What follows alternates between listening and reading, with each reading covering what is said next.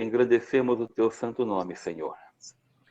Como é bom estar juntamente com meus irmãos, em comunhão, com essa alegria, com o privilégio, Senhor, de estarmos na tua palavra, de estarmos bem. Obrigado pela saúde, obrigado por nos sustentar, obrigado por cuidar de cada um de nós. Nesse sentido, Senhor, queremos ainda colocar diante do Senhor a vida daqueles queridos que passam, Senhor, por situações tão difíceis, de enfermidade, e nós, mais uma vez, Pai, levantamos um clamor a Ti, suplicando neste dia, Senhor, que haja boas notícias. Pedimos em nome de Jesus que o que ouvirmos a respeito desses queridos sejam notícias melhores do que ontem, pela Tua infinita graça e bondade. Sê com eles, Senhor, visita-os nesta manhã, visita-os agora. Oramos a Deus neste momento, intercedemos diante do Senhor, Pai. Pedimos a Tua mão estendida sobre essas vidas, concedendo o livramento, concedendo, Deus, a ação do Senhor em cada parte do corpo, permitindo, Deus, que o organismo reaja e que haja vitória naquilo, Deus, que eles tanto carecem de saúde, de dificuldades que eles têm enfrentado. Especialmente pedimos a Ti pela vida do Lucas e suplicamos, Deus, a Tua misericórdia e a Tua graça sobre a vida dele e sobre toda a família. Sê conosco, Senhor, neste tempo de estudo, abre o nosso entendimento, abre a nossa mente e nos confronta mais e mais com a maravilha da palavra do Senhor. Assim oramos e te agradecemos no nome de Jesus. Amém.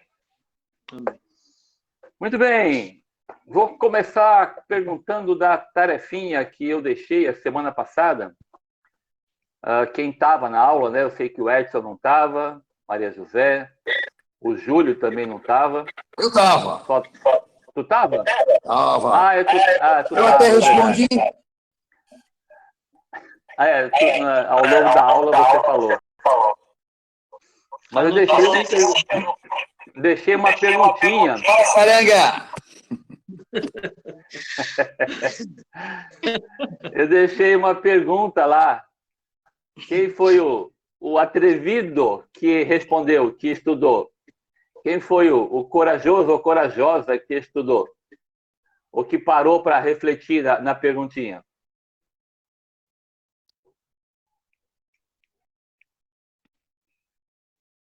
Tudo isso de pessoas? Eu já falei, não falo mais. Rapaz, vocês nem pararam. Misericórdia. Eu refleti na pergunta. Mas, refletiu? Mas eu não sei se é correto, né? Eu pensei, né? Eu não... Tá, deixa eu colocar a pergunta de novo. Aí, para quem não estava lá, o Edson, Maria José, se eles quiserem opinar, a pergunta é o seguinte: lá em Mateus, abram lá em Mateus, capítulo 7. Eu faltei, hein? Não, senhora, a metade da tua carne estava aí. Não vem, não. Não vem com esse negócio, não. A metade da carne estava aí e o cara é responsável, deveria ter passado a tarefa para tu. Entendeu? O padre é a mulher que tu me desse. Mateus capítulo 7, versículo 2. Diz assim, na minha versão: pois com o critério com que julgardes, sereis julgados. E com a medida com que tiverdes medido, vos medirão também. Tá vendo aí? Já começou a me julgar. Não, só falei que está na Bíblia. Então a pergunta era o seguinte: o que Jesus quis dizer? Aí eu coloquei duas possibilidades. A medida que usamos para medir os outros será a mesma que os outros usarão para nos medir? Isto é, a pessoa crítica, ela atrai muitas críticas? Essa é uma possibilidade. A segunda é que o versículo pode significar que a medida que usamos para medir os outros será a mesma que Deus usará para nos medir. Essa foi a pergunta que eu deixei. Então, pastor, eu penso que, como a Mateus está dizendo, desse jeito, os medirão, né? Ele não fala que Deus vai medir. Mas eu acho que é um curso natural, que quem critica muito vai ser criticado também, quem julga vai ser julgado. É uma coisa natural, eu creio, né? Eu acho que é assim. Isso já acontece, é natural, entendeu? Eu penso assim. Mas eu não acredito que Deus vá julgar, não. Da mesma maneira, não. Quem está falando? Ok, O Marcos. legal. Oi. Eu estou falando que eu concordo com o Marcos, eu vejo também dessa forma. Legal. Mais algum comentário? Por que não seria a segunda hipótese? Por que não seria a ideia de que, à medida que usamos, Jesus colocou aqui, com o critério que julgardes, sereis julgados. Com a medida que tiverdes medido, vos medirão também. Por que não pode ser em relação a que Deus usará para nos medir? Senão todo mundo ia para o inferno. Eu creio que Acho que a resposta não seria essa. é que o padrão de Deus é perfeito. Ah, legal. Eu concordo com essa posição. Né? Porque quando fala assim, com a medida que os outros nos medirão, não é um padrão legal, né? É um padrão imperfeito, né? E entender que Deus usará esse padrão com a medida que nos medem, Deus usará para medir, eu concordo com o Marcos. Acho que o padrão de Deus é perfeito. Então, não creio que Jesus quis dizer que Deus usará essa mesma medida. Eu caminho também a ideia de que do jeito que você critica, do jeito que você, enfim, mede as pessoas, né, com um padrão imperfeito, né, muitas vezes com um padrão de cima para baixo, com aquilo que nós falamos na semana passada, né? As pessoas também farão. Por quê? Porque é um padrão imperfeito. Então, uma vida assim, ele atrai, né, padrões também imperfeitos, né? Então, acho que o que o Jesus está nos alertando é o que hoje acontece, né? Então, uma pessoa muito crítica, uma pessoa egocêntrica, uma pessoa altiva, orgulhosa, e aí sim vai, né?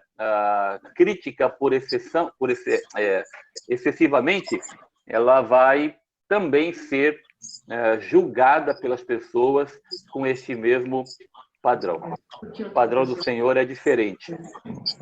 Legal? Pastor. Oi, quem está aí? Edu? Isso. Diga, Edu. Eu queria colocar uma dúvida que eu tenho. 2 Samuel 12 fala de Davi com o pecado com Betseba. Deus manda o profeta para falar para ele sobre o rico e o pobre. E Deus fala que ele vai ter prejuízos através do profeta. Tá, continua o raciocínio para eu entender onde você quer chegar. Eu concordo com o que o Marcos falou em termos, mas eu acho que por estar escrito na palavra também, Deus vai julgar você da mesma forma. Deus vai colocar alguém ou vai colocar alguma situação para você ser julgado pelo aquilo que você fez.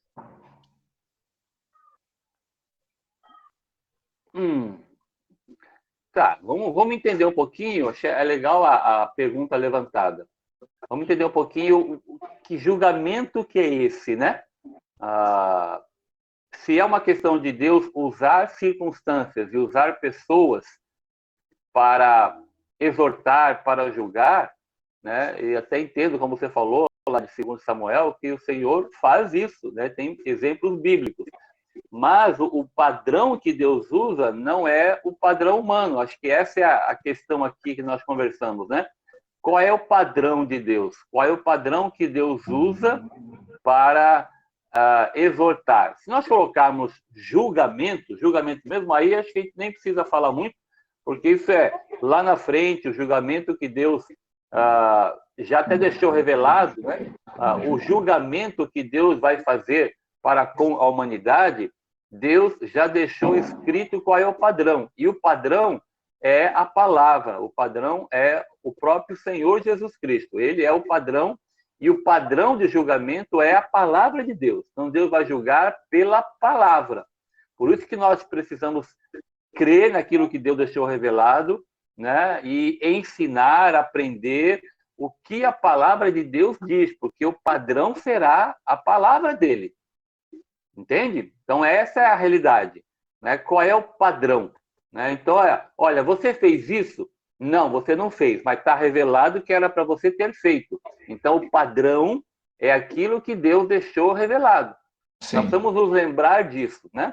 Então, vamos pegar lá o texto que o Edu colocou, 2 Samuel, capítulo 7. Vamos voltar um pouquinho.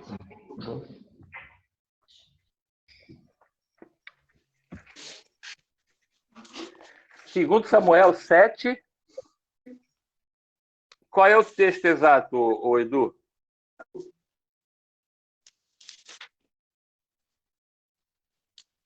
Eu acho que é o 12 que fala. 2 Samuel 7, 12. Não. Não, 2 Samuel 7, ele está falando da promessa de Deus. O capítulo 12. O capítulo 12, desculpa. 12, 12. 12, 12. Não, logo o começo. É o começo do 12. Quando ele envia Natã. Isso. Aí ele conta uma parábola. Conta a história do rico e do pobre. E aí...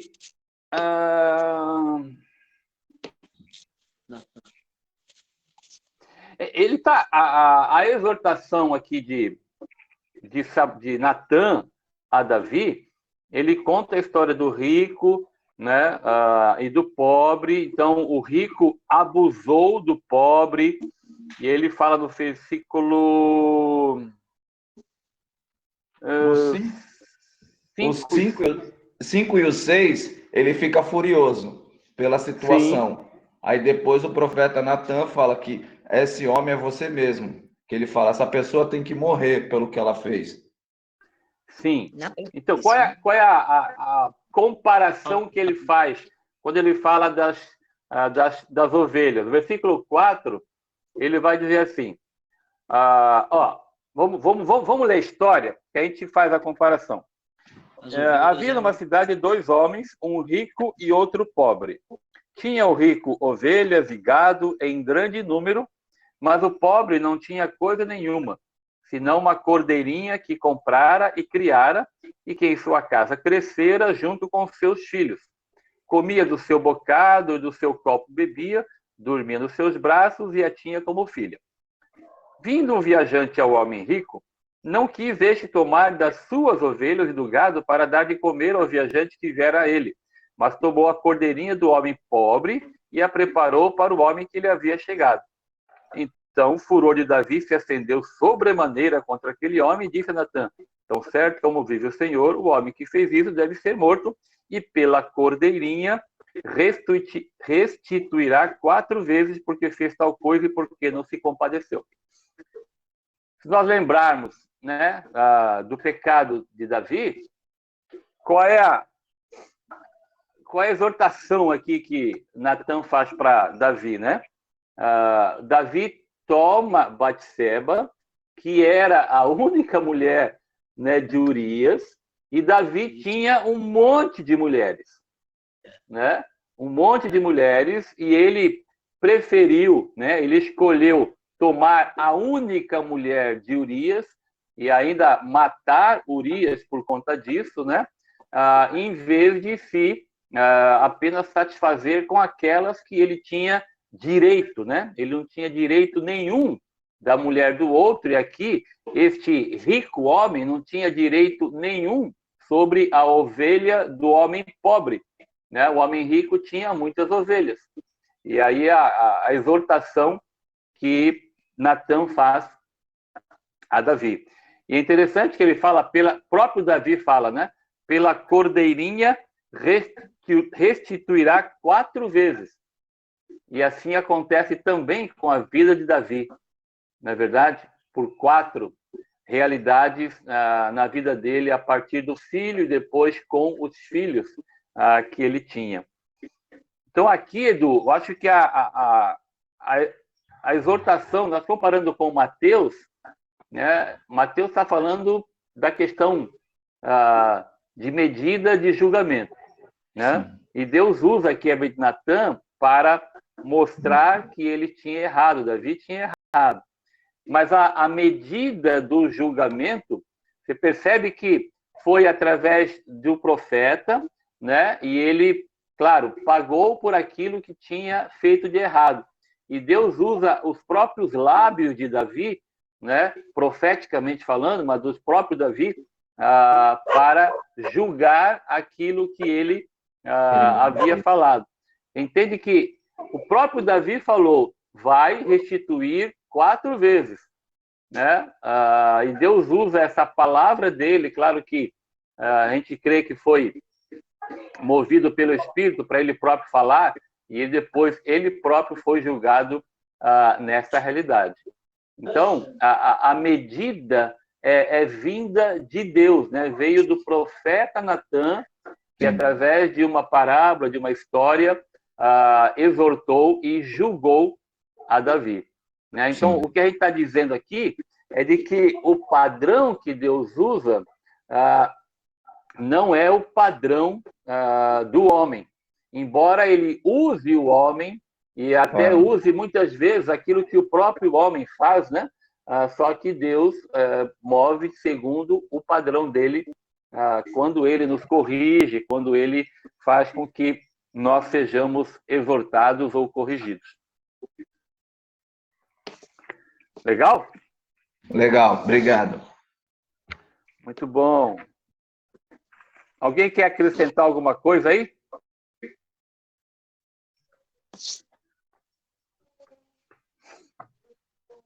Pode falar, viu? Quem quer falar. Tá bom. Então, vamos seguir em frente.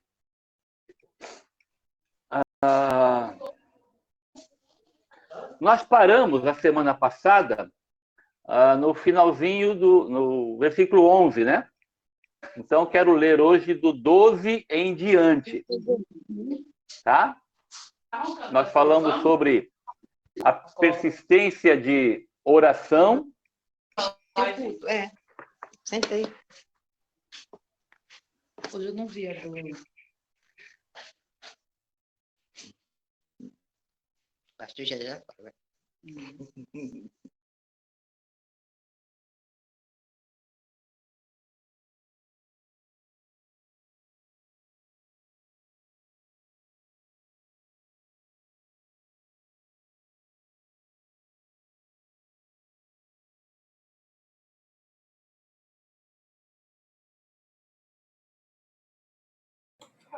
Pastor, tá mudo.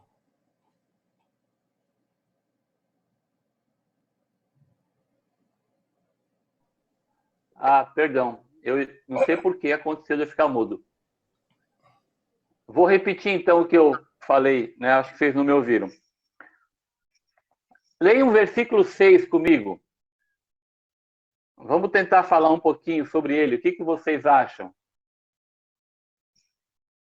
Não deis aos cães o que é santo, nem lanceis ante os porcos as vossas pérolas, para que não as pisem com os pés e, voltando-se, vos dilacerem. Como é que vocês leem este versículo? O que Jesus está dizendo? Dentro do contexto que nós estamos falando, né? O contexto do que Jesus está colocando aqui, ele vem dizendo a relação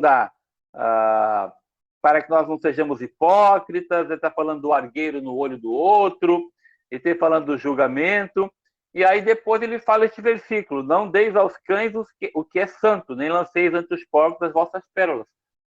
O que vocês acham que Jesus está dizendo? Do que ele está se referindo? Como é que vocês leem este versículo?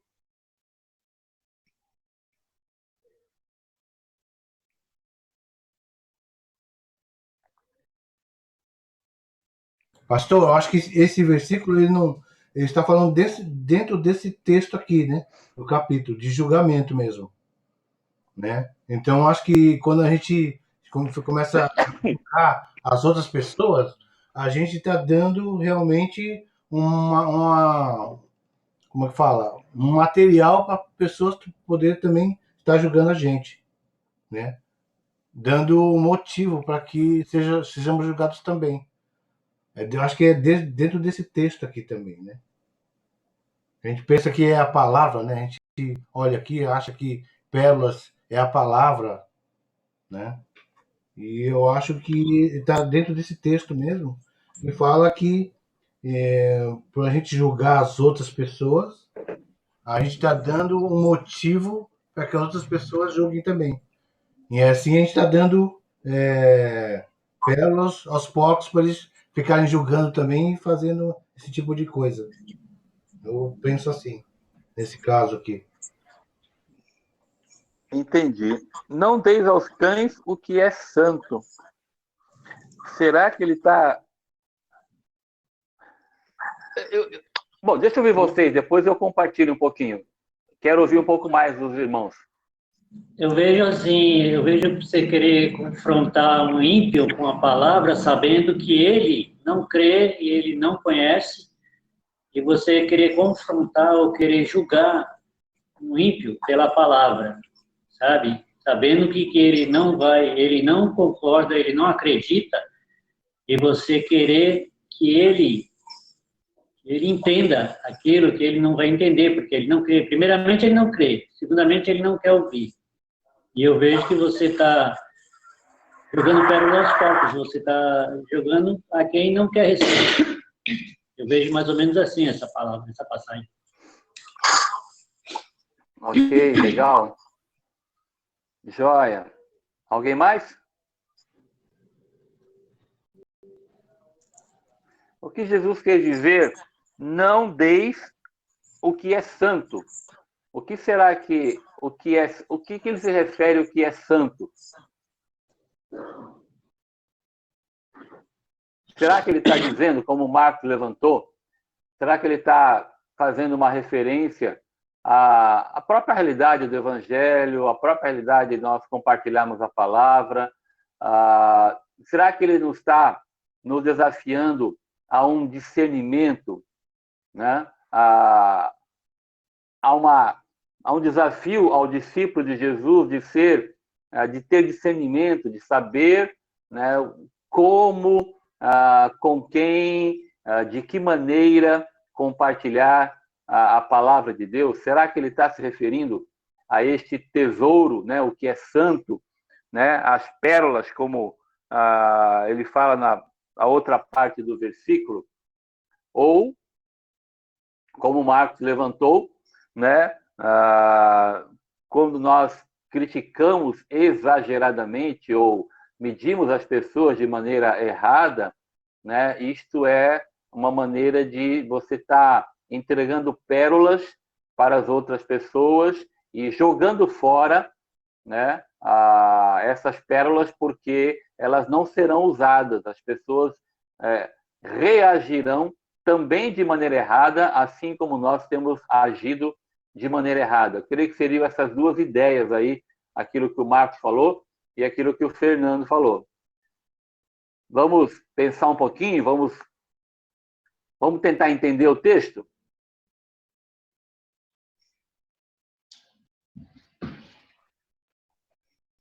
Eu concordo um pouco com o que o Fernando falou, pastor. Ok. São as pessoas, porque aqui, eu acho que o texto está falando que Deus vai, para não dar aos cachorros, aos porcos,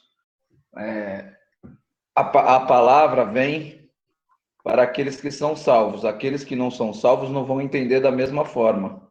Então, vou na linha do Fernando também.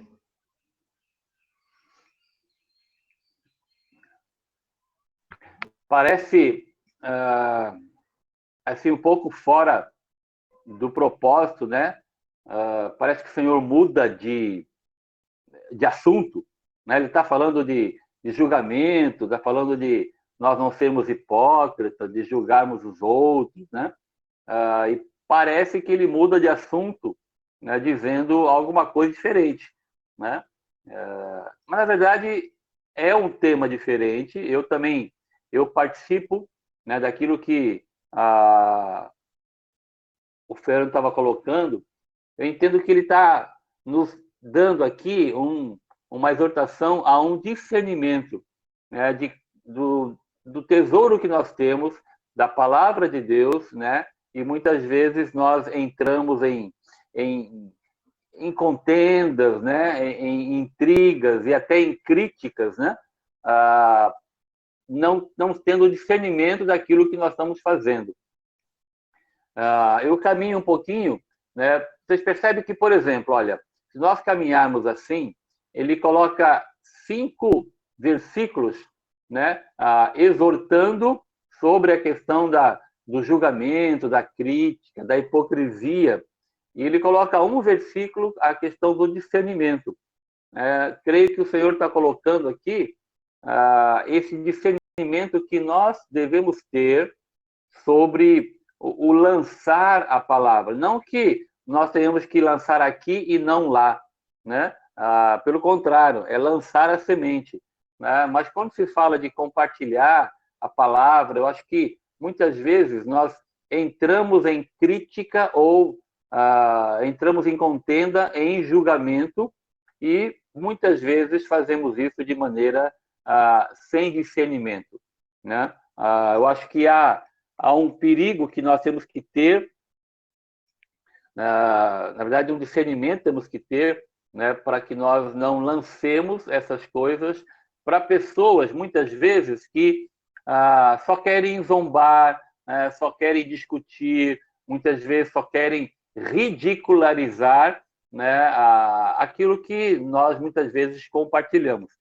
Eu não sei se vocês já enfrentaram isso, mas muitas vezes nós parece que temos uma perda de tempo quando você quer compartilhar com alguém e entra em contenda, entra em discussão, e o ponto central do evangelho muitas vezes é negligenciado, né? Então, acho que é aquela sabedoria que Deus dá para a gente para nós apresentarmos o evangelho, né? Apenas o evangelho, sem entrar na parte periférica, que quando você vai compartilhar o evangelho com alguém, né, e a pessoa não está muito interessada, geralmente o que acontece? Ela começa a fazer perguntas que estão fora de propósito. Ela começa a fazer perguntas sobre a igreja, sobre uma série de coisas que acontece, e ela quer fugir da realidade de que ela é pecadora, que ela está perdida e que ela precisa de Jesus Cristo, né? Então, é um discernimento que acho que Deus nos dá para que a gente não entre em contenda, não lance fora, né, algo que não vai produzir, porque a pessoa está muito mais afim de discussão, de zombaria, do que mesmo de entender aquilo que a palavra de Deus nos ensina. Então, acho que tem um pouco mais a ver, Marcos, com essa realidade, né? Nós temos a palavra, que é um tesouro inestimável. Nós temos que reconhecer que nem todas as pessoas vão aceitar essa revelação, né? Alguns até permanecem insensíveis, né, a ela, né? A gente vai ler um pouquinho aqui, logo na frente, nós vamos ler essa questão de que há 2 grupos, né, de pessoas, né, na humanidade. Então, acho que é um discernimento aí de de não deixar que entre em zombaria, discussão e coisas assim, porque há pessoas e pessoas, né? Onde nós compartilhamos o Evangelho, né? Essa ordem de Jesus, né? Ela está inserida num contexto muito mais amplo, né? De que nós temos que compartilhar o Evangelho, né? Até para aqueles que são inimigos, né? Como o Senhor coloca lá no início do capítulo 5, né?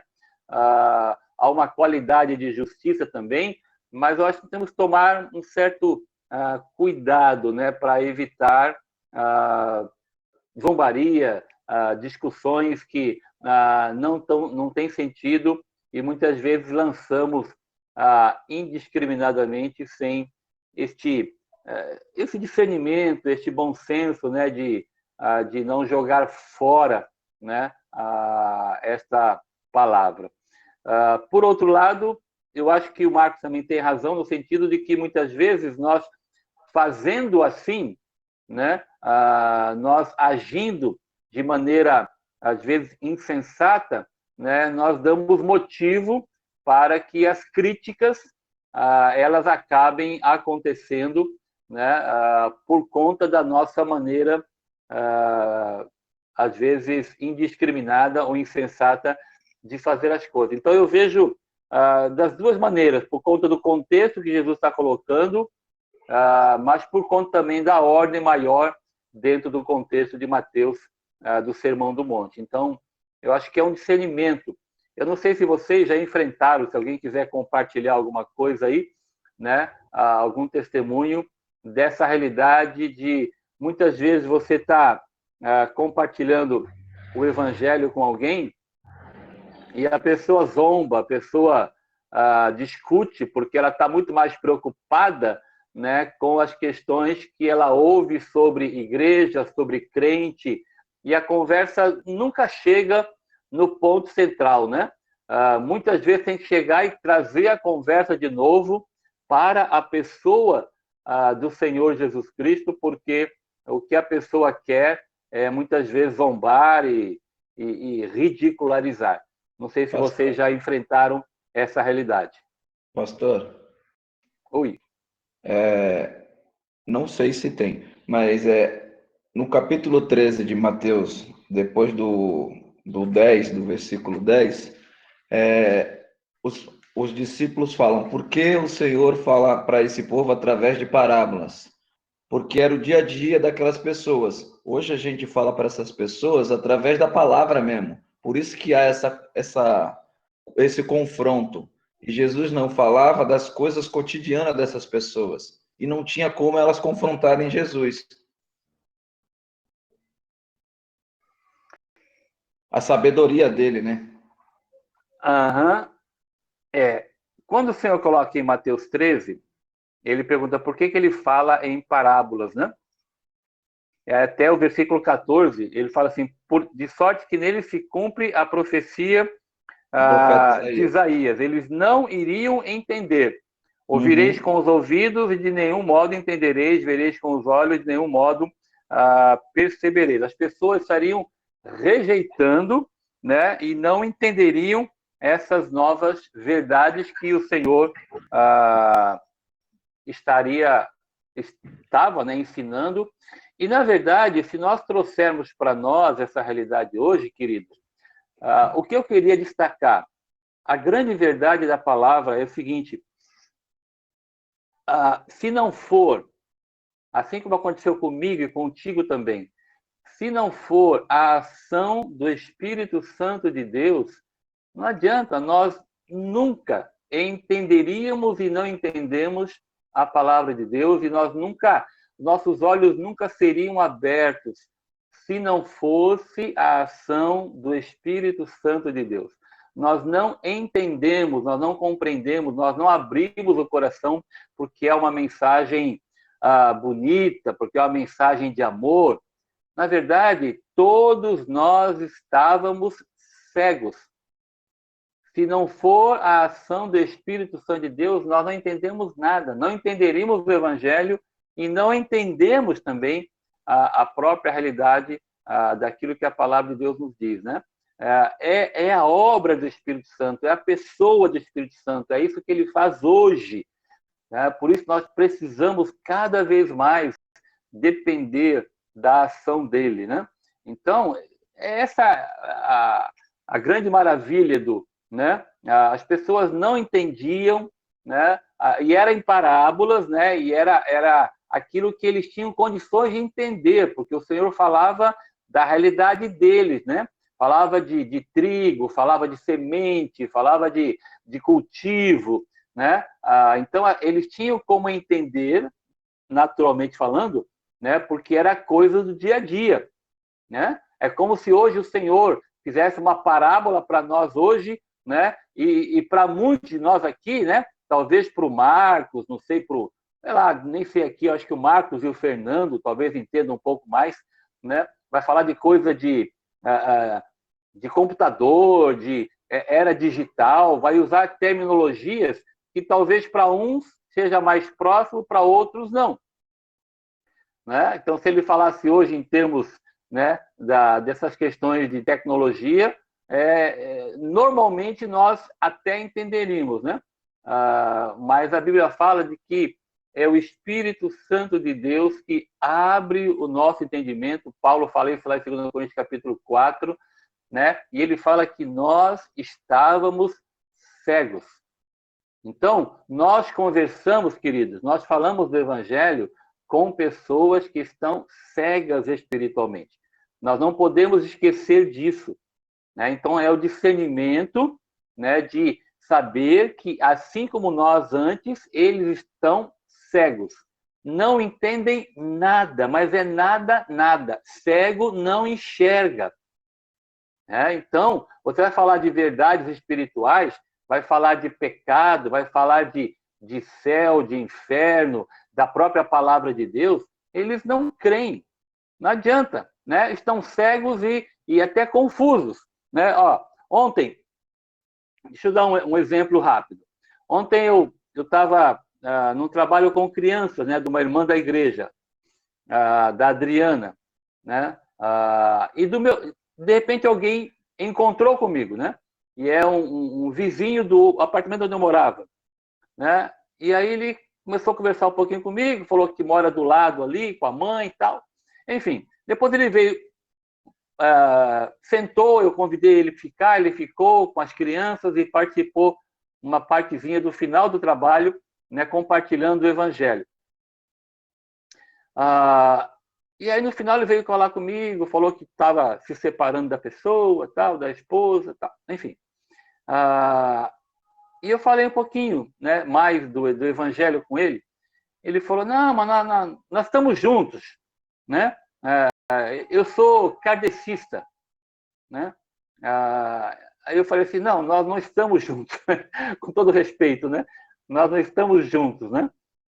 Mas eles acham, né, que pelo fato de apenas citar Jesus, de falar de Jesus, né, é o mesmo caminho, né? Então, eu falei para ele, olha, claro, eu não disse a ele que ele está cego, né? Ele é o bom senso do crente, né? Mas eu tentei conversar com ele sobre a pessoa de Jesus, né? Apenas e tão somente sobre a pessoa do Senhor Jesus Cristo, né? Sem entrar em tantas coisas secundárias naquele momento, porque não é o importante, né? Mas sem entrar em contenda, discussão, né? Porque não é a realidade. Primeiro, a pessoa tem que ser aberto os olhos espirituais pelo Espírito, para que então, entendendo a verdade, ele possa discernir o erro. Não adianta nós queremos colocar, né, e comparar, né, porque até então a pessoa está cega. E quando ela está cega, ela não sabe o que é certo e o que é errado. Igual nós, antes de nós nos encontrarmos com Jesus Cristo. Então, acho que é essa realidade de que muitas vezes nós nos deixamos levar, né, por, enfim, contendas e coisas do gênero, né? E às vezes enfrentamos até zombaria, porque nós saímos do foco, saímos do centro, O centro é a pessoa e a obra de Jesus Cristo. Tudo mais a pessoa vai entender quando ela deixar de ser cega. Aí ela vai entender a igreja, vai entender as pessoas, né? Ela não vai entender as pessoas e a igreja para entender o evangelho. Ela entende o evangelho, entende a pessoa de Jesus, os olhos são abertos, como Paulo fala lá em Coríntios 4, e aí tudo mais é um processo de compreensão. Mas se ela não compreender, né, tiver os olhos abertos pelo Espírito da pessoa e da obra de Jesus, tudo mais não tem sentido. Ok? Então, essa responsabilidade, essa estratégia, né, este cuidado em lidar com as verdades bíblicas, né, eu acho que é o que também Jesus está dizendo aqui no versículo 6, né, para nós tomar bastante cuidado. Até como eu falei, mais para frente ele vai colocar apenas 2 grupos de pessoas, né? Não tem 3 grupos de pessoas, né? Tem um grupo que anda pelo caminho estreito e tem um grupo que anda pelo caminho largo. Não tem um caminho mais ou menos, só tem 2, né? E aí é entender, claro, que dentro do caminho largo, até dentro do caminho estreito, né, também tem um discernimento a ser feito aí. Ô, pastor. Oi. Sempre que eu lembro dessa palavra, né, quando Jesus fala de dar pérolas aos porcos, eu vejo dessa forma como vocês colocaram, né, que o Fernando colocou e você e outras pessoas complementaram. Mas eu também sempre penso naquele momento em que Jesus estava com os fariseus, né, os escribas e tudo. E assim, aí eu vejo assim 2 momentos, né? Quando ele fala do reino de Deus para aquelas pessoas, para aquelas multidões, onde ele prega, né, colocando ali as pérolas, né, do reino, e as pessoas ali, aquelas multidões, muitas delas atentas ao que ele estava ouvindo e entendendo que ele realmente era o Messias, o Salvador, e se reconheciam como pecadoras diante do Senhor e se rendiam, né, ao Senhor. E aí, por outro lado, os fariseus que o tempo inteiro estavam observando, não com interesse no que ele tinha a dizer, mas observando somente, buscando uma oportunidade, né, para matar ele ou para fazer... Oi? Para acusar, né? Fazer acusações contra ele. E aí, eu sempre lembro, né? Assim, eu penso, não sei se está correto, mas eu penso assim, que quando Jesus fala para não dar as pérolas aos cães, para mim, os cães, naquele momento, eram os fariseus. Eram os escribas, porque eles conheciam a palavra, eles conheciam o reino de Deus ali através da palavra, eles usavam desta palavra para procurar, vamos dizer assim, eles usavam desta palavra somente para atender os interesses deles, pessoais, né? Garantir aquela boa vida que eles tinham, e não estavam nem aí para as pessoas, para os miseráveis, para os pobres, para os excluídos. Eles mesmos praticavam a injustiça, e naquele momento, para mim, Jesus, em nenhum momento, eu vejo assim, que em nenhum momento Jesus se dirigiu a eles para pregar para eles. Porque a palavra era as pérolas, e as pérolas não, naquele momento, tipo, Jesus não oferecia para eles, porque eram pérolas demais. E eles eram, naquele momento, porcos.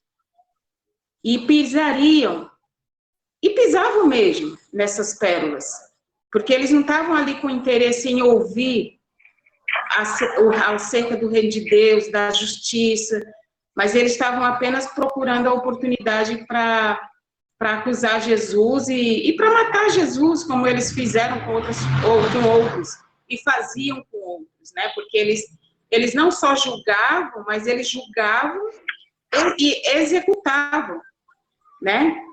Eles batiam o martelo e a pessoa morria mesmo, né? Então, eles eram os advogados, os promotores e os juízes, né? Eles penalizavam, né? Julgavam, penalizavam e executavam a pena, e seja para morte ou para prisão. Então, sempre que eu lembro, quando eu leio essa palavra, eu faço também essa, digamos assim, essa reflexão de que eles eram os cães, eles eram os porcos, entende? Sim. Eu creio também, como você coloca, que ele está, de uma certa maneira, anunciando, falando isso, e até de maneira profética, né? Por quê? Porque isso vai acontecer lá na frente, Val. Nessa passagem que nós estamos aqui, o Senhor estava no início do ministério, né? Quando você lê, né? Qualquer dia eu vou compartilhar com vocês uma apostila que é a vida de Cristo, né? O ministério de Jesus, ele foi assim, ó. Ele foi caminhando, ele atinge um auge de popularidade, e depois essa popularidade ela cai, né? Por quê? Porque aí os fariseus, esses cães que você colocou muito bem, né? Eles perseguem de maneira muito mais assintosa, né? De maneira muito mais frequente, né? A pessoa de Jesus, né? Porque ele vem caminhando, pregando na Galileia, então as pessoas começam a segui-lo. E aí o ministério dele vai lá em cima, a popularidade. Mas depois, quando ele começa a falar coisas mais duras, mais que exigem, né, uma atitude, uma decisão da pessoa, né, aí eles começam a ir embora, as pessoas se afastam. Lembra lá de João capítulo 6, né, quando ele começa a falar um pouco mais sobre a realidade do reino, sobre a questão de o que é seguir a Jesus, né? Para onde Jesus estava indo, e aí as pessoas começam a se afastar, e aí estes cães, como você lembrou, né? Eles, claro, né? Com muito mais veemência, aí eles tentam, então, tirar Jesus do caminho e levá-lo à prisão e matá-lo, né? Mas a gente não pode esquecer só esse detalhe que eu queria lembrar, que é o ministério dele. Ele faz assim, ó, ele vai, sobe, e depois a popularidade desce, cai, né, do ministério de Jesus, entendeu? É importante lembrar essas coisas, por quê? Porque a palavra do Senhor, a mensagem do Senhor, progressivamente, ele vai se revelando.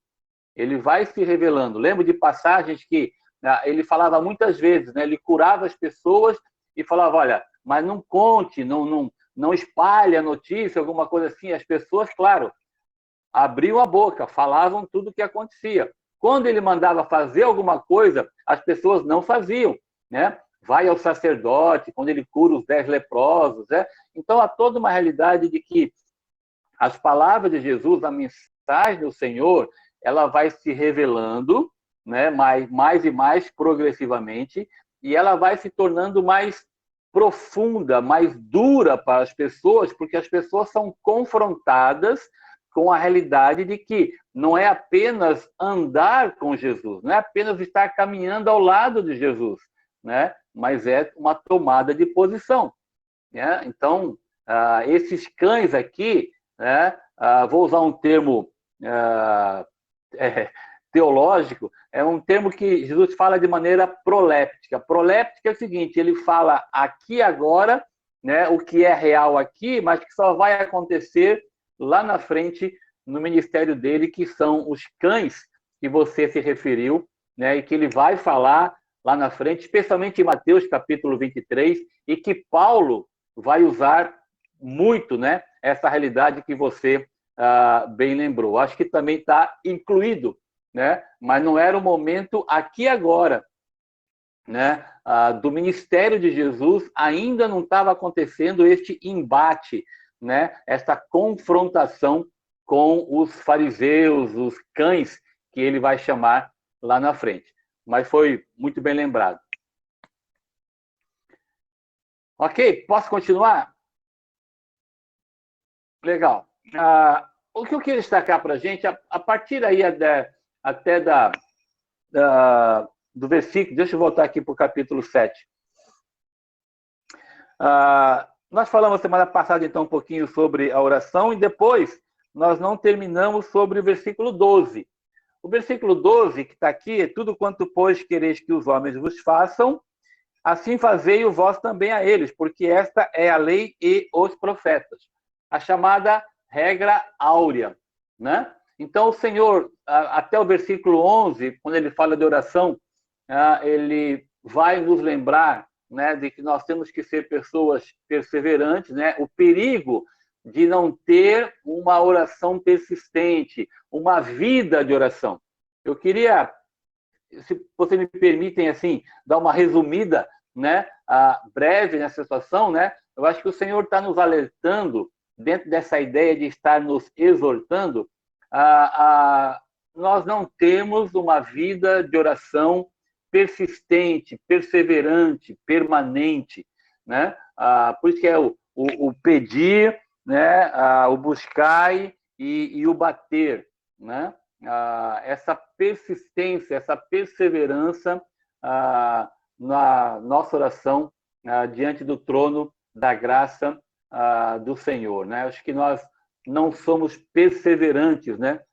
Nesta vida de oração.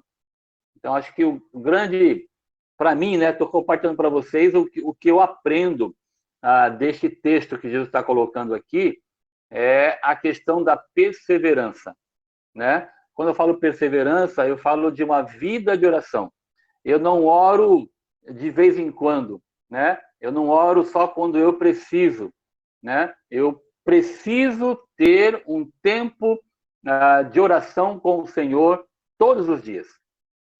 Eu preciso ter uma vida de oração. É isso que eu aprendo quando o Senhor coloca em pedir, em buscar e em bater, né?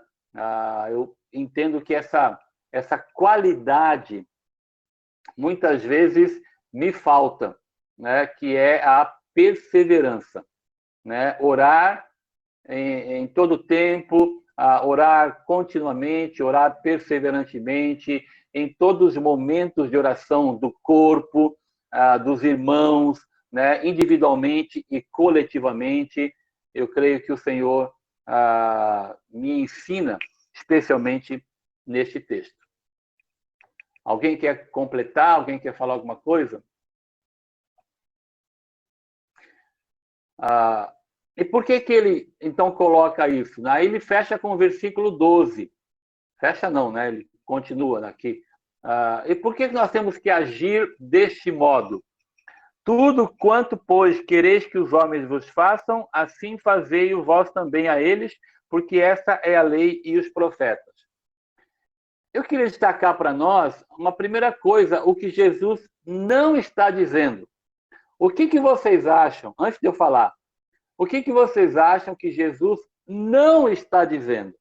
Olhe o versículo 12, leia de novo e diga para mim o que você acha que Jesus não está dizendo.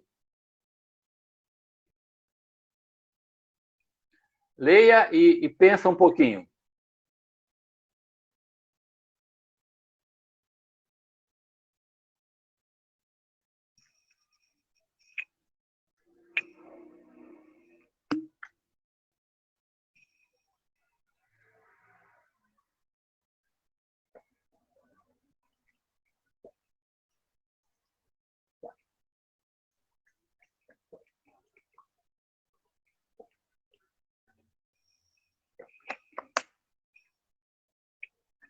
O que vocês acham? O que ele não está dizendo?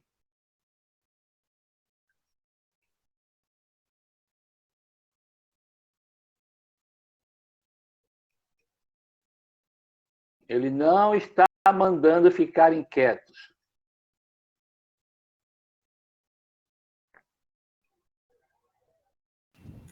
Ele não está dizendo aqui que vai, aqui se faz, aqui se paga. Ele não está dizendo isso. Ok, legal. Que mais?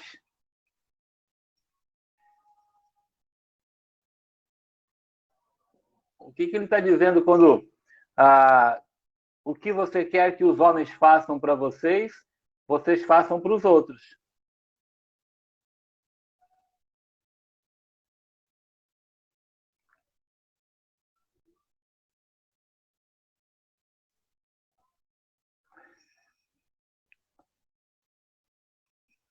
Ele não está dizendo que se a gente fizer o bem, vão pagar a gente com o bem também.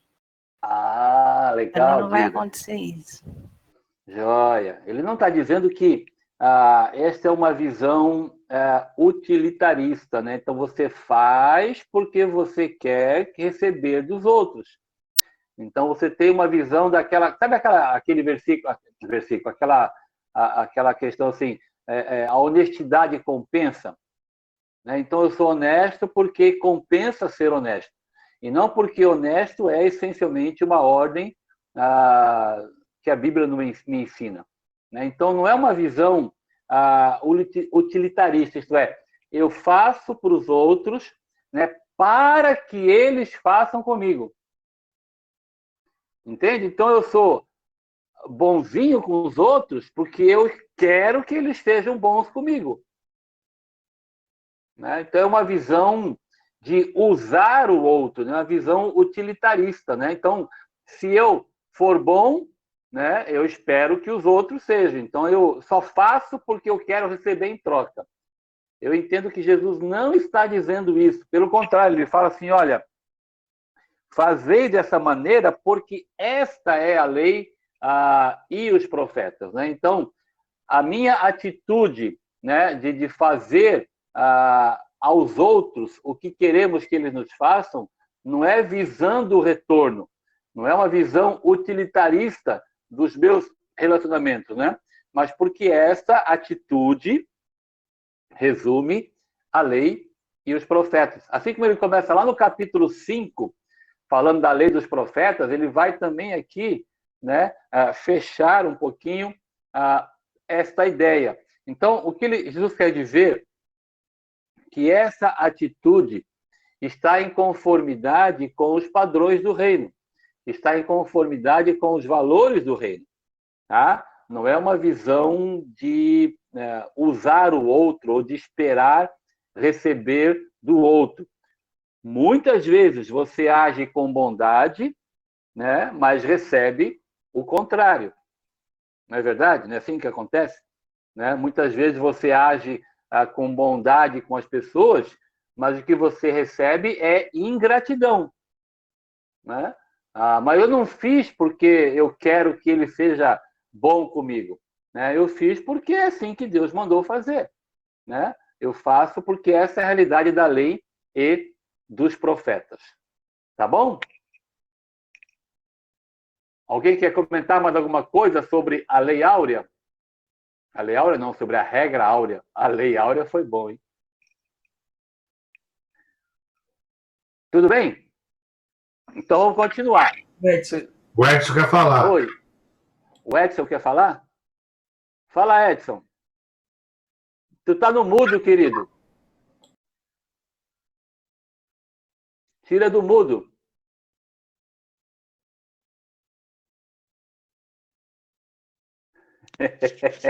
Isso, agora deu.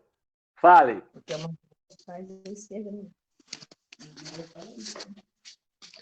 Então, e a gente agindo assim, nós estamos provando quem que nós somos, né?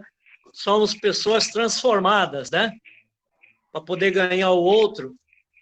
Porque em outra parte também a palavra de Deus fala que minha é a vingança, né? Então a gente não vai se vingar dos outros porque eles fizeram tal coisa, porque aí Deus não vai agir, né? Aí Deus vai deixar a gente fazer do nosso modo, que é problemático, né? Falando português claro, a pessoa vai quebrar a cara e também está provando que ainda não tem Jesus no coração, né? Está agindo humanamente falando ainda. É isso aí. Legal. Joia. Muito bem. Vamos continuar, então, a partir do versículo 13. Olha, minha vizinha. Antes de destacar, antes de ler o 13, né, o Senhor vai colocar aqui, ele vai entrar agora pelas duplas, né? 2 caminhos, 2 árvores, 2 casas, né? Dois tipos de pessoas. Mas antes de entrar lá, eu queria lembrar o que temos estudado um pouquinho, né? Quando nós começamos a estudar o Sermão do Monte, o que eu tenho aprendido, quero compartilhar com vocês, né? É de que a gente não pode apenas estudar e meditar no Sermão do Monte e apenas, tipo assim, resolver melhorar um pouco, né? Eu creio que o Senhor vem, pelo menos para mim, né? Nos desafiando, vem nos confrontando com essas questões mais radicais, né? O que eu tenho aprendido é o quanto o Senhor coloca aqui que o discipulado com Ele, né, é um discipulado radical, né? E ele chega, então, na raiz, né, da condição humana, ele chega na raiz dos próprios relacionamentos humanos e entre nós e Deus, né? Então, a gente vai começar a ler um pouquinho mais do versículo 13 em diante, dessas 2 realidades, né? Mas eu queria destacar tudo que o Senhor vem colocando antes, né? Então, uma pessoa, ela entra no reino, né? Ou ela não entra, né? Ou ela caminha pela estrada que leva à vida, ou ela não caminha. Então, a partir do versículo 13, essas realidades de duplas, né, é para dizer que há 2 caminhos apenas, não há uma terceira alternativa, né? Ou a pessoa está ou ela não está, entende? E nós também, essa realidade de sermos confrontados com tudo aquilo que temos aprendido, né? Como o Edson falou agora, né? Para que nós sejamos nós mesmos, né? Nos entendamos como aqueles que estão andando no caminho estreito. Por isso, a realidade da radicalidade de que o Senhor coloca aqui, né? Então, ele vai encerrando o Sermão do Monte, né, com uma série de pares, né, de alternativas, tá? Então, 2 caminhos, 2 árvores, né, duas alegações, né, 2 conceitos, né, e as 2 casas. Então, só tem 2, tá? Só tem 2 caminhos, como nós vamos ler aqui. Então, exige de você e de mim, nós que, pela graça, já conhecemos a verdade, já estamos no caminho do Senhor, né, já andamos na verdade, né? Mas eu queria enfatizar para nós mesmos a realidade de que o Senhor vem colocando aqui uma exigência de uma decisão, de compromisso, de atitudes, né? Não apenas assim, eu quero ser um pouquinho melhor. Não, é uma realidade de um compromisso com o Senhor, de ser discípulo dele mesmo. Então, essas bem-aventuranças foi a primeira coisa que nós olhamos lá atrás, aquelas qualidades que o Senhor coloca lá, né, são exigidas de você e de mim hoje, agora, né? E não uma questão de apenas achar que posso deixar isso para depois, tá bom? Então, vamos ler aí a partir do versículo 13 e 14. Vamos ler em etapas aqui, e aí a gente vai compartilhando um pouquinho. Nós estamos no final aí. Vamos até... São 11h05. Vamos lá. Entrai pela porta estreita. Larga é a porta, e espaçoso o caminho que conduz para a perdição, e são muitos os que entram por ela. Porque estreita é a porta e apertado o caminho que conduz para a vida, e são poucos os que acertam com ela. Primeira coisa que o Senhor coloca, né? dos dois caminhos. O primeiro é espaçoso, né? Ou largo, né? Largue a porta, é espaçoso o caminho que conduz para a perdição. O outro caminho é apertado, o outro caminho é estreito, o caminho, a porta que dá acesso à vida, tá? Mas ele conduz à vida, é um sinônimo de reino, tá? Vamos compartilhar um pouquinho juntos aí, queria ouvir um pouco mais de vocês, algumas conclusões que nós tiramos, por exemplo, desses dois versículos, né? Então, ele fala que há dois caminhos, um estreito e um largo, né? Um espaçoso, né? E o outro apertado. Né? Quais conclusões que nós tiramos destes dois versículos? Quais as implicações que a gente pode tirar? Deixa eu ouvir um pouquinho vocês aí, vai. Vamos compartilhar um pouquinho o que você tem aprendido e qual é a tua ideia daquilo que Jesus falou. Aí, quem não falou ainda, quiser falar, Márcia, Fernando, Rosa. A Rosa não falou hoje, Rosa. Você está com os olhos assim, mas não com a boca, filha. Vamos lá, ouço vocês. Esqueci alguém que está aí que eu não estou vendo? O Edu já falou.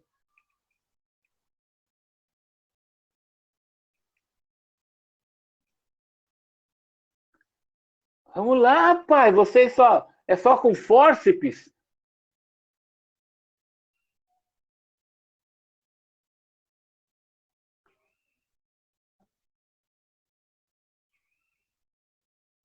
Ninguém vai falar.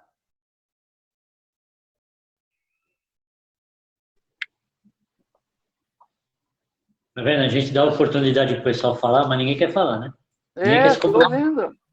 Parece que a gente tem medo de se comprometer. Quer se comprometer. É o que você aprendeu. Se você não fala para mim, você quer me convencer que fala para o descrente. Não consegue falar para um crente? Vai lá, o que você entende? O que você aprende desses versículos? Apenas isso. A porta é estreita e a porta é larga. Há dois caminhos.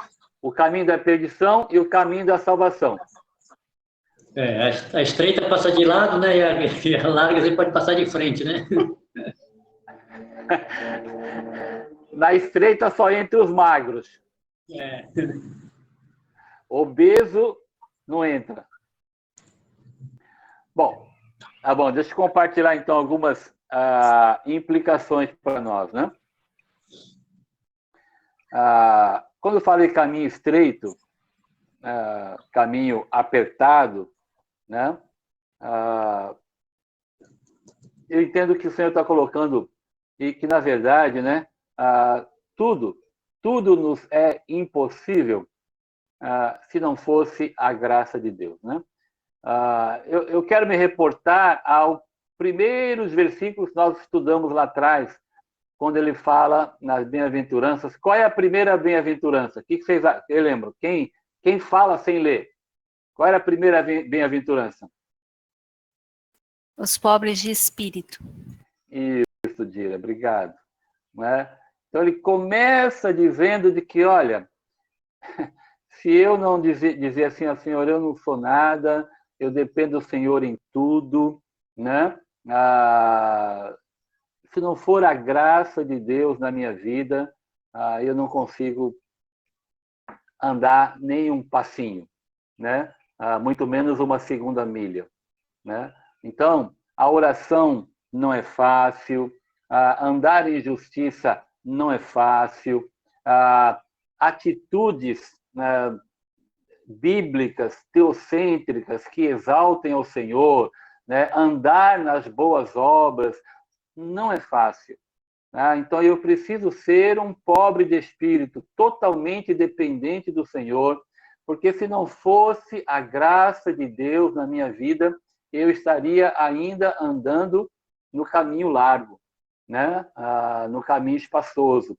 Então, uma primeira implicação é de que este caminho realmente ele é limitado, ele é estreito, ele é apertado, né? Então eu preciso, vez por outra, realinhar a minha caminhada com o Senhor. Eu preciso, vez por outra, pedir, Deus, endireita os meus caminhos, porque esse caminho que eu estou andando, né, ele é estreito e eu não posso dar um passo fora. Eu preciso que o Senhor estreite, endireite o meu caminho, né? Então, é graça de Deus. Uma primeira implicação que eu quero compartilhar é que tudo nos é impossível sem a graça de Deus. É aquilo que Paulo fala lá em 1 Coríntios capítulo 15, né, quando ele fala, olha, eu trabalhei mais do que os outros apóstolos, todavia, não eu, mas a graça de Deus comigo. Tá? Então, essa realidade, para mim, é muito importante eu lembrar. Né? É aí que eu entendo um pouco quando o Senhor coloca outras passagens, quando ele fala lá, né, de que deixar pai e mãe, deixar irmãos, né, amar o Senhor acima de todas as coisas, quem assim fizer vai receber 100 vezes mais, entende? Então, a questão é de que é graça de Deus na nossa vida, tá bom? Então, quanto mais eu caminho dessa maneira, quanto mais eu entendo, né, a própria realidade, aquilo que a Bíblia diz, como é que Jesus andou, né? Por isso que está falando da vida de Cristo, talvez seja uma outra possibilidade que eu vou falar no final com vocês aí, né? Então, eu tenho que seguir esse caminho estreito, com todo o coração, sem reservas, tá? E quanto mais, pode parecer um meio paradoxo, não sei, né? Mas quanto mais eu caminho de todo o coração, quanto mais eu caminho sem reservas, mais o caminho parece estreito. Não sei se vocês pensam assim. Queria ouvir alguma opinião aí, né? Quanto mais eu caminho de todo o coração, né? Ele me parece mais estreito, né? Porque eu vou entendendo mais, né, aquilo que o Senhor quer para nós, né? Então eu não posso hesitar, né? Porque quanto mais, na verdade, eu acho que é o contrário, talvez, quanto mais eu hesito, né, em seguir de todo o coração, ele pareceria mais apertado para mim, mais difícil. Será que é assim? O que vocês acham? Pastor, pegando o que o senhor disse do pobre de espírito, né? Se a gente vai fazer uma trilha, por exemplo, num caminho largo ou num caminho estreito, uma das coisas é a gente estar se despojando de coisas para a gente poder passar pelo caminho estreito, né? E aí a gente pegar também, como o senhor estava falando de Filipenses, que Jesus esvaziou-se de si mesmo, né? Então eu penso que a realidade do evangelho, né, desde que a gente, e é tudo o Espírito que faz, né? Porque a gente não vai se esvaziar por nós mesmos, né? Mas a gente está se abrindo mão de coisas que a gente vai tentando, vai carregando do mundo na nossa vida. Essas coisas vão precisar ser deixadas de lado, abandonadas, né? Para a gente poder continuar na caminhada. E aí, quanto mais eu me apego a coisas deste mundo nessa caminhada, aí vai ficando mais apertado para mim, né? Vou perdendo até mesmo a alegria da salvação muitas vezes, né? Por conta disso. Então, eu penso que é ser pobre de espírito não só no começo da caminhada, mas o tempo todo ser pobre de espírito. Não ficar carregando coisas, né? Aí Paulo ainda vai falar, né? Eu deixo coisas conquistas mesmo, né? Coisas que para trás ficam, para poder seguir adiante, né? Então, essa figura do estreito e do despojar, eu penso para mim que é a mesma, está dentro do mesmo ensino, né? O despojar-se e se despir do velho homem, né? Para poder se revestir do novo. aí a gente vai embora, assim, né, conversando a respeito disso, né. Mas foi muito interessante isso trazer esse versículo do pobre de espírito, né, porque é quando tudo começa, digamos assim, né, que é a base da vida cristã é essa pobreza de espírito, né, eu dependo do Senhor, né. O que nós vamos levar? Não leva nada, deixa aqui no caminho, você vai ser suprido, né? E assim com tudo, né, pastor? Com nossos próprios pensamentos, porque a gente sabe, porque a gente tem até a experiência às vezes atrapalha, né? Porque eu já vivi isso, já sei como é que é. Vai acontecer de novo. Até essas coisas atrapalham no caminho. Então eu penso que tem muito a ver com isso, com esvaziar-se e como Jesus, a exemplo de Jesus, né? Legal. Você lembrou uma coisa muito 10, né? De que a questão do ligar com o despojar, né? E ligar também, como você colocou, né? De andar, né? Quando o Senhor envia, eu acho que é a missão dos 70, não sei se é dos 70, que ele fala, não leva nada, né? Muito legal essa lembrança, Dira, né? Porque a gente tem que caminhar assim, né? De caminhar e saber que a provisão vem do Senhor, né? O sustento vem dele, né?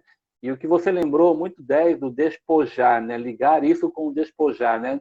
A gente vai andando e vai se enchendo de coisas, né? Que nos impedem de andar muitas vezes em caminhos mais estreitos. Acho que é muito 10 essa lembrança mesmo, né? Infelizmente, a gente vai caminhando com o Senhor e a gente vai tomando para nós fardos, né? Aí linkando com Mateus 11, me vem na mente agora, você falando, a ideia do peregrino. Embora o peregrino ele está indo, está falando mais de salvação, né? Mas ele está cheio de fardo, né? E aí os fardos o impedem de caminhar, né? Então a gente vai acrescentando fardos a nós que muitas vezes nos impedem de andar em caminhos mais estreitos. Legal a gente pensar sobre isso, né? E perceber que o caminho com o Senhor, ele é realmente estreito. Estreito, apertado, no sentido de que eu não posso ter coisas comigo que o Senhor não mandou carregar. Eu não posso ter enchendo, né, as minhas costas ou o meu caminhar de coisas que Deus falou para não levar, né? E não andar de maneira autossuficiente, ou talvez não seja tão radical, mas um pouco suficiente, né? Mas entendendo que eu devo ser totalmente dependente e a minha suficiência está no Senhor. Legal, percebe como tem tanta coisa, tanta implicação num versículo aparentemente comum para nós, comum que eu falo que nós já conhecemos, né? A gente anda aí e fala assim, olha, aquela pessoa está no caminho espaçoso, né? Está no caminho largo, porque ela não está andando com Jesus, né? E eu estou no caminho estreito, né? Eu estou andando na salvação, mas esse caminho, ele implica, né, em muitas coisas, né? Como a Dira bem lembrou aí, né?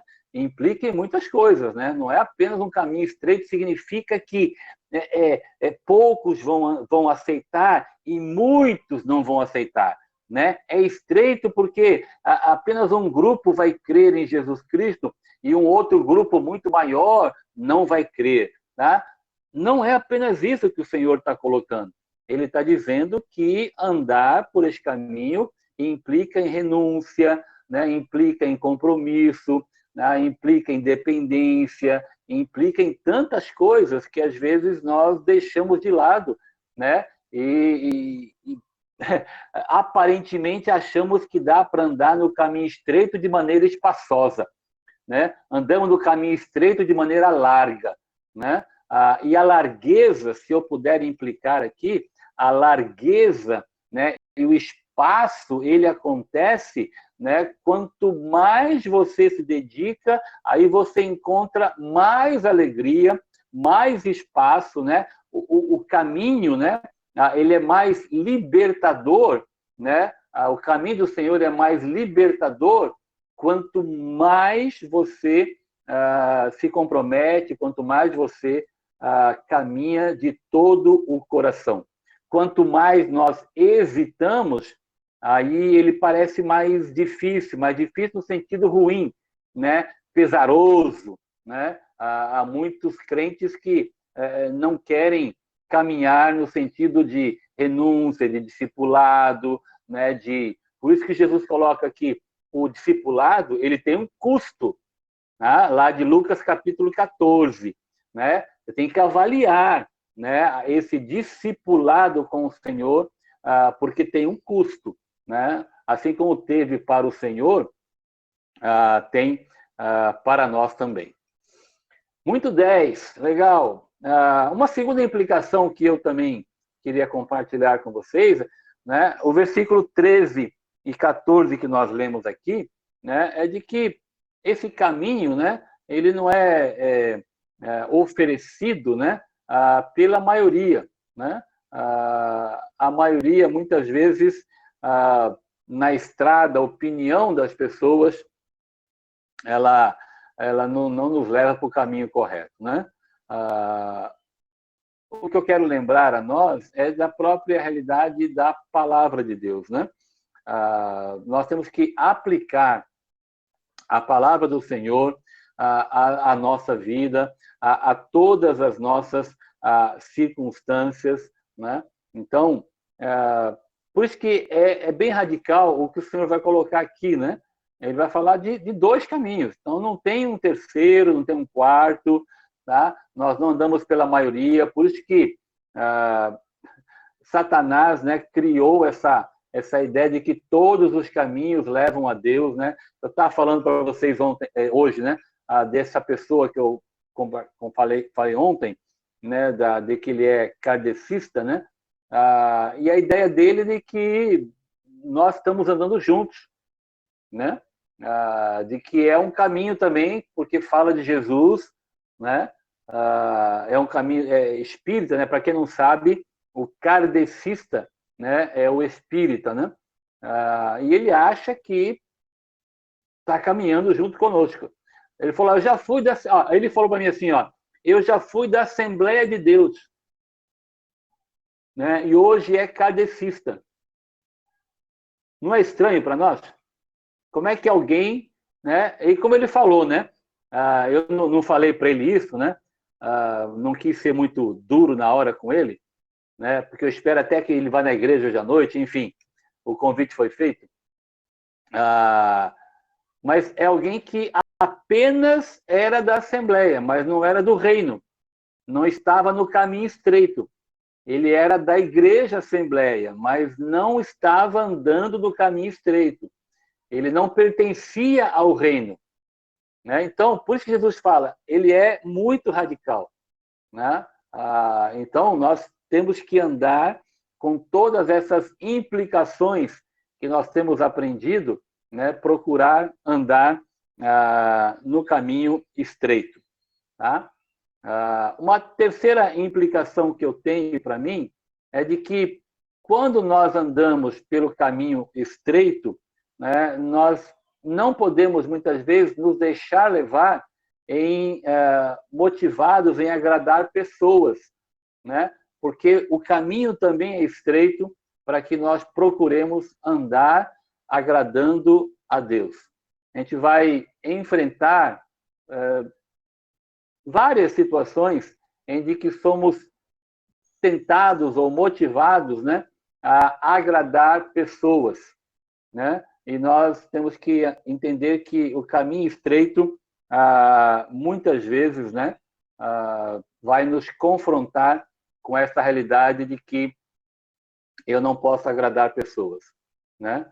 Eu lembro de Provérbios, capítulo 29, né, de que fala que o temor de homens muitas vezes nos arma ciladas, tá? Então, um cuidado para você e para mim, né, de nós não procurarmos, né, nos preocupar em agradar pessoas ou agradar a maioria das pessoas. Quando eu falo de agradar pessoas, não estou dizendo de que você não liga para as pessoas. Eu estou dizendo que quando você tem uma decisão a ser tomada ou um caminho a ser tomado, né, você tem que saber aquilo que a palavra de Deus diz. Nossas decisões, nossas circunstâncias, elas são decididas pela palavra do Senhor. Né? A própria bem-aventurança nos lembra, né, de que o que nos importa é a aprovação de Deus.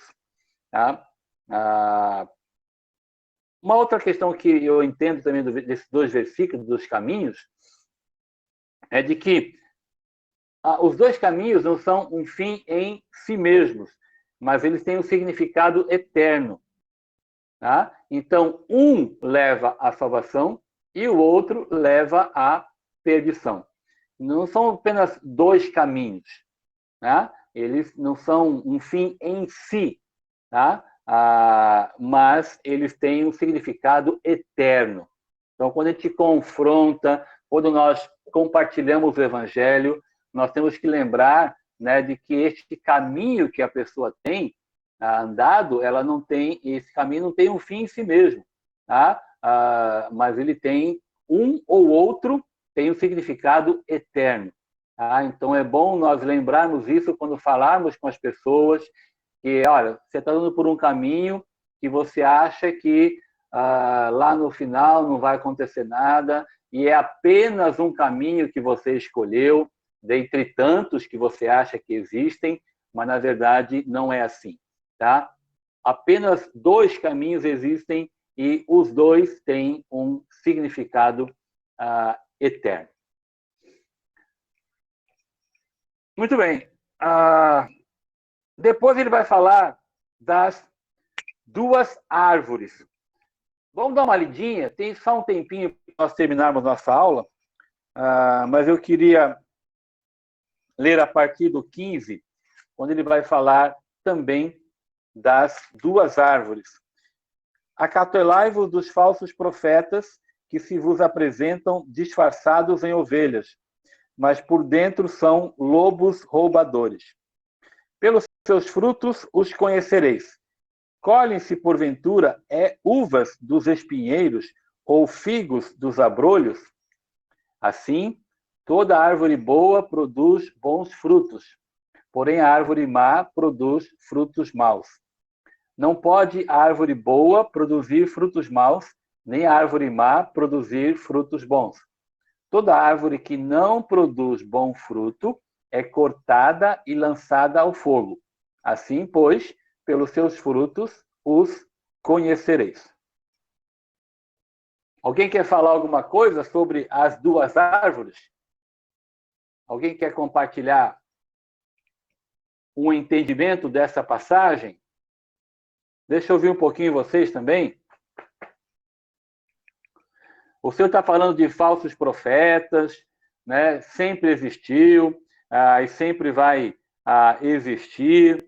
Aí logo depois ele fala das duas árvores, né?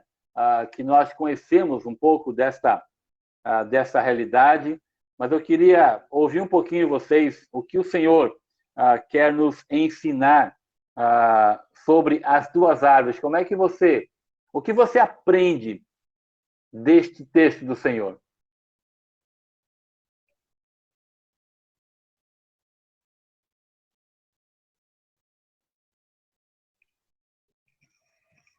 Vai lá, queridos. O que está no coração? Fala aí. O que quer dizer árvore boa produz bons frutos, mas árvore ruim produz frutos ruins? O que você quer? Em outras palavras, o que Jesus quis dizer?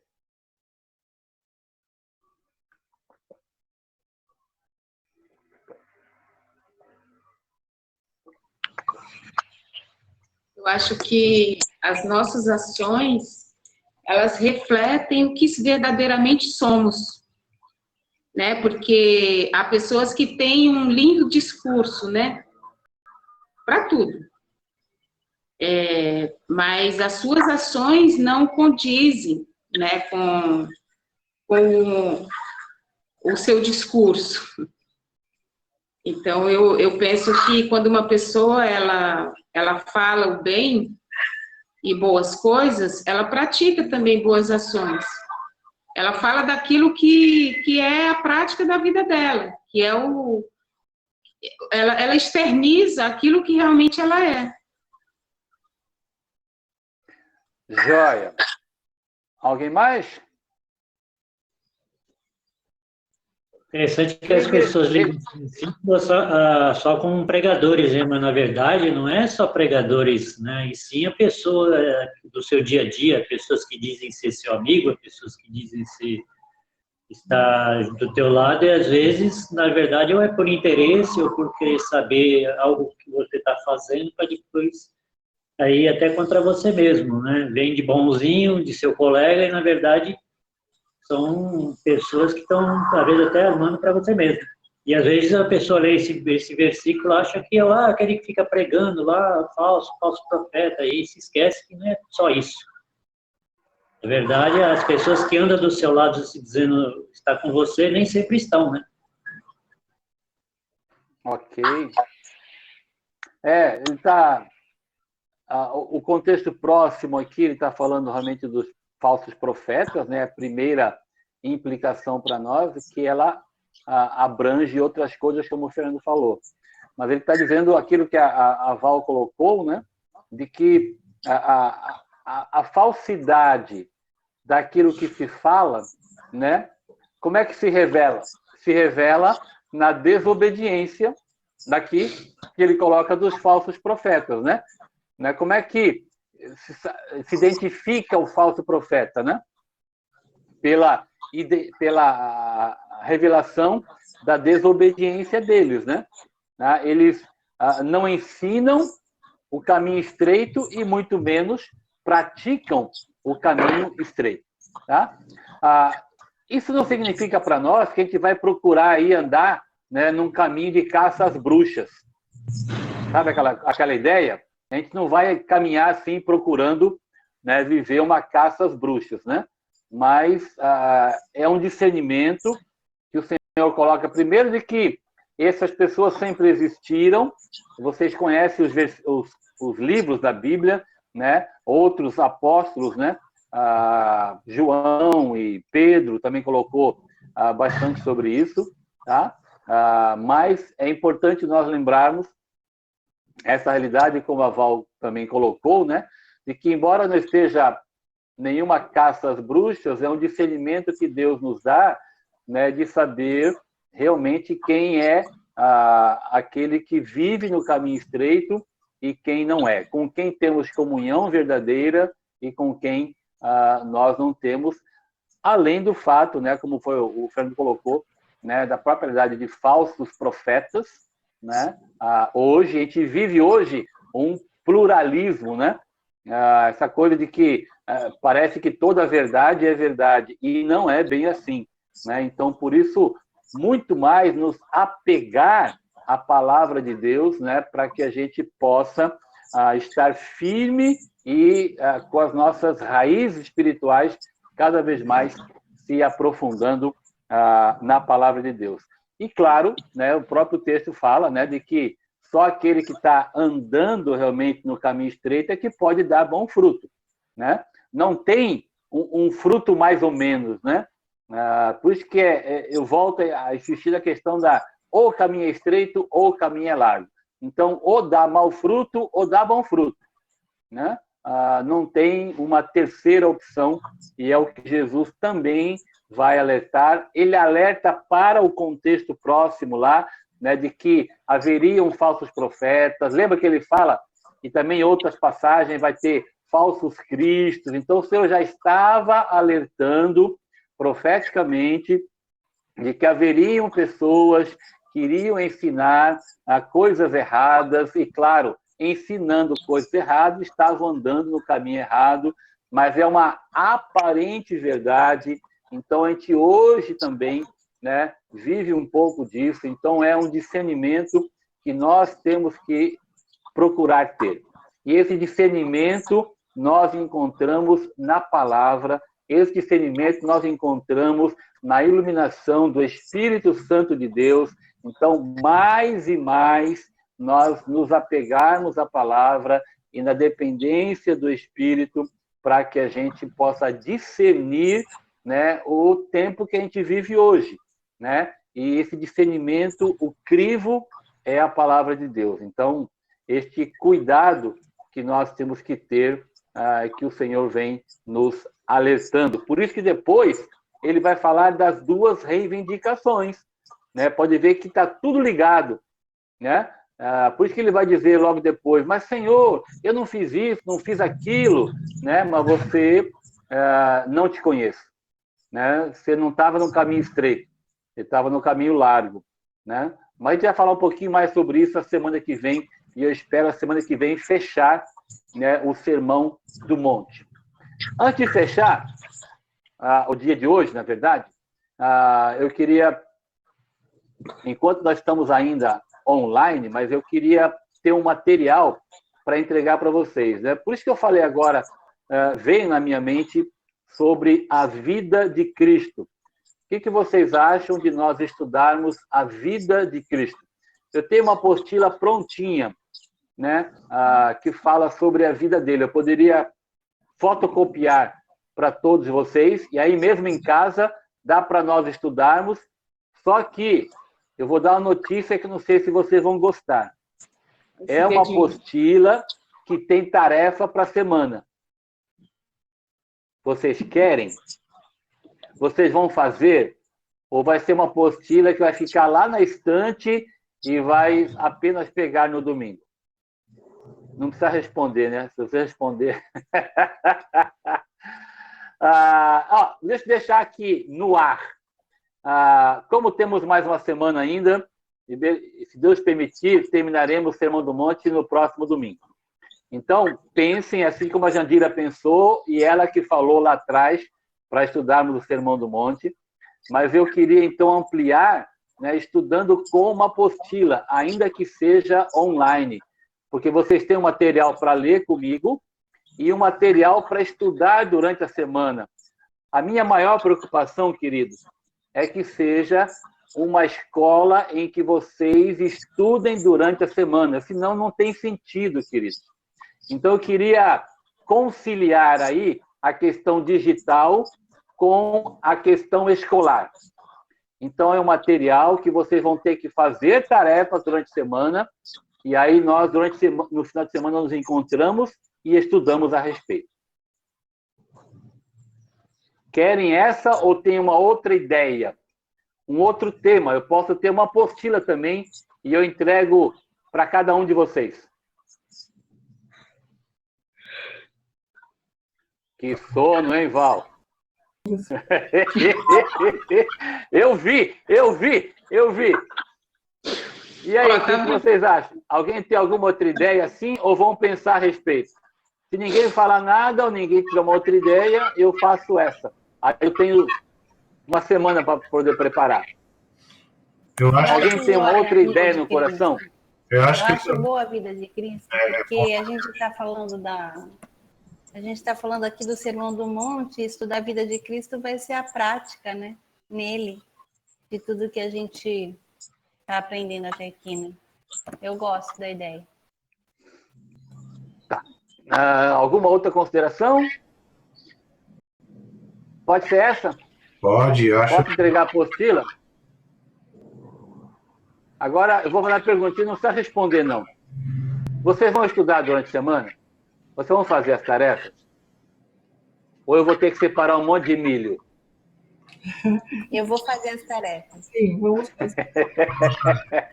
Isso, eu vou gravar o final da aula. Vocês falando, eu vou fazer a tarefa, eu vou fazer a tarefa, eu vou fazer a tarefa. Tá gravado. Tá gravado, Marcos? Tá gravado. Ah, bom. Só a Jandira e quem mais falou? A Rosa. A Rosa falou.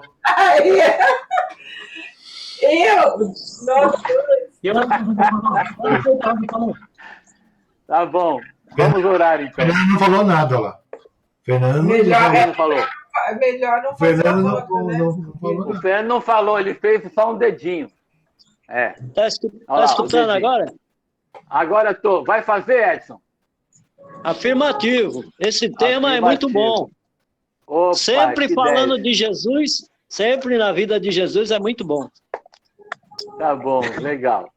Então tá bom. Agora, eu quero ver como é que eu vou te entregar a apostila, viu, Edson? Tu vai ter que me fazer uma galinhada, faz uma galinhada e eu vou até Itanhaém entregar a apostila, pode ser? Com certeza, todo mundo está convidado. Aí sim. Mas agora não precisa mais isso, é zap, aí eu vou lá na Lan House imprimir. Tá bom. Então tá bom, então eu te mando pelo zap. Mas se quiser vir, pode vir. Não vem porque não quer, né? Eu convido sempre. Eu tô brincando, tá bom. Tá então, bom. Edson, aproveita que o microfone está aberto, hora para encerrar pra gente. Tá bom. Senhor nosso Deus, nosso Pai, obrigado, Senhor, porque Tu és o nosso Deus, ó Deus. Porque nós temos um Deus verdadeiro que rege as nossas vidas, ó Pai. Obrigado porque Jesus Cristo morreu por nós, nos dando acesso à Tua glória, nos dando acesso à vida eterna, Senhor. Obrigado porque mesmo o Senhor sendo Deus, o Senhor se dispôs daquilo mais sagrado que o Senhor tem, que é o Teu Filho que veio a este mundo se fazer homem, se passar maldição por nós, ó Pai. Nós não sendo merecedores, mas o Teu amor infinito, Senhor, foi capaz e é capaz de fazer isso, ó Pai. Nós aprendemos muito, Senhor, com o Senhor a cada segundo, a cada dia, ó Pai. Obrigado, Senhor, porque nós amamos os nossos filhos, nós amamos os nossos irmãos, mas não tem comparação, Senhor, com o Teu amor, ó Pai. Então, quando nós lemos de Jesus, quando nós vemos o que o Senhor foi capaz de fazer, mandar o Teu Filho aqui, Senhor, então nós aprendemos que nós não amamos as pessoas, os irmãos, nossos filhos, como deve ser amado, Senhor. Muito obrigado, Senhor, porque Tu és santo, Senhor, porque Tu és o nosso Deus. Que o Senhor possa estar nos capacitando, nos curando, nos salvando, nos libertando de tudo aquilo que nos afasta do Senhor, tudo aquilo que entristece o Senhor, meu Deus. Tem misericórdia de nós, não olhe para nossas imperfeições, ó Pai. Lembra-te, Senhor, que somos pó, ó Pai. Tem misericórdia, Senhor, de cada um de nós, cada lar representado, a Igreja Batista do Guarujá, Senhor, a Igreja Batista de Itanhaém, na qual eu também frequento às vezes, agora não, que está fechado, mas o Senhor sabe todas as coisas, ó Pai. Tantas igrejas que nós assistimos, ó Pai, online, Senhor. Senhor, abençoa cada placa de igreja, ó Pai, porque o Senhor Jesus ama todas elas, ó Pai. Que o Senhor possa estar abençoando todos os pastores, todos os missionários, aqueles também que pregam no campo, ó Pai. Que o Senhor possa estar dando condições e livramento, ó Pai. E agora também eu te peço, Senhor, que o Senhor olhe pela nossa nação, pelo nosso país, ó Pai. Ó Senhor, abençoa o presidente, abençoa também a eleição que vai ter o ano que vem, que o Senhor possa dar direcionamento, que o Senhor possa estar nesse negócio, ó Pai, que entre o melhor, ó Pai. Ó Senhor, que o Senhor também olhe pelo planeta Terra, pela humanidade, Senhor, essa pandemia, Senhor, que ela possa estar cessando da face da terra, ó Pai, segundo a Tua vontade, Senhor. Seja feita a Tua vontade, não a nossa, Senhor. Nós te pedimos, ó Pai, que o Senhor possa estar continuando consagrando esse dia, consagrando o alimento na mesa de cada um, que nunca falte, ó Pai. Abençoa, Senhor, cada lar representado, ó Pai. Nós oramos no nome precioso do Senhor Jesus Cristo, Teu Filho amado, nosso Senhor e nosso Salvador. Aleluia, glória a Deus. Amém. Obrigado, querido. Obrigado a todos. Beijo no coração. Fernando, Amém. Fala comigo no zap, tá? Preciso falar com você, tá? Quando acabar aqui, vamos falar junto lá. Deus Beijo no coração de vocês. Até mais. Tchau. À noite estamos assistindo o culto. Amém.